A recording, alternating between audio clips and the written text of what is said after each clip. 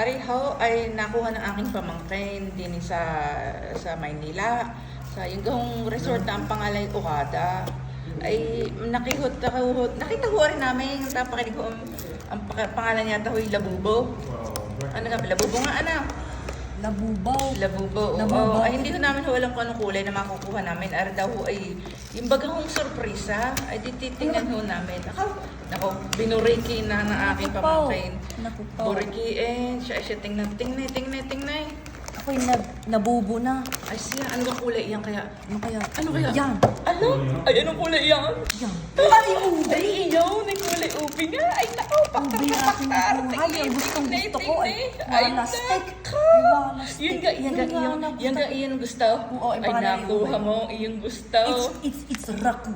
Yeah, siya si ube. Ala, hindi rin ko rin. Oh, kasi katerno ng aking galamay. Ay, ube. Pati mo, ito yung parang aking paa. Yan, oh. Magkapata nga kayo. Nakaw, Ay, sige po, babay na. Babay na.